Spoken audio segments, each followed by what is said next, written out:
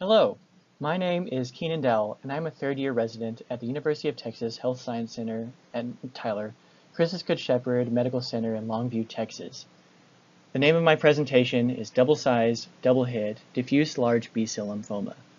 For some background, diffuse large B-cell lymphoma is the most common of the non-Hodgkin lymphomas, accounting for about 30%, with an estimated 150,000 new cases diagnosed annually worldwide. Classically, patients present in their mid-60s with progressive lymphadenopathy, with 70% presenting with advanced stage disease. Lymphomas with MYC, BCL2, and BCL6 rearrangements rarely occur and are associated with worse outcomes with R-CHOP therapy. Our patient is a 76-year-old female with known coronary artery disease, hypertension, and congestive heart failure, who presented with fatigue and dyspnea over 2 weeks duration. She also had intermittent abdominal pain, early satiety, an enlarging right groin mass, and 40-pound weight loss over the past 4 months.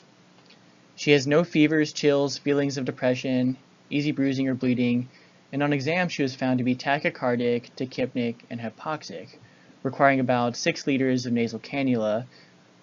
And she had palpable lymphadenopathy in multiple regions. Most prominently was notable for those right external femoral nodes.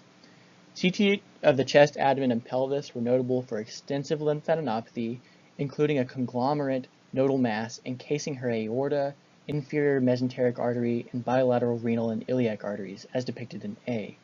A conglomerate mass encasing the distal trachea, bilateral mainstem, and right pulmonary artery, as depicted by B, as well as her large right inguinal node that we palpated, and it was measured to be 5.5 by 7 by 9 centimeters, as depicted in C. An excisional biopsy of that node was sent for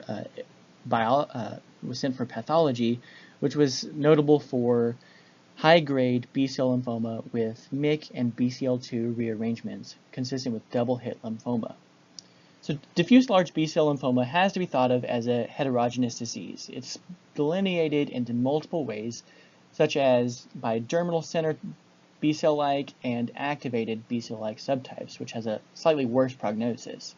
Furthermore, it can be categorized by gene rearrangements, such as MYC, BCL2, and BCL6 rearrangements. And those with multiple rearrangements are referred to as high-grade double or triple-hit lymphomas.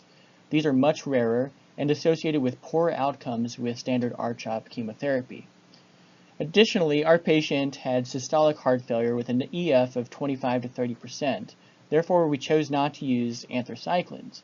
Instead, she received rituximab, cyclophosphamide, vincristine, etoposide, and prednisone in addition to her treatment that was needed in the hospital stay. After she was discharged, she was continued on the above regimen with etoposide actually replaced for gemcitabine for another 3 cycles. Repeat imaging is shown at the bottom and shows that she had some clinical response and significant improvement in lymphadenopathy. As you see, there's calcifications around the lymph node margins which correlate with clinical response to chemotherapy. Additionally, symptomatically, she was feeling much better, no longer requiring supplemental oxygen, and she's doing well. This was a unique case of someone actually doing well despite these high-grade lymphoma. Thank you.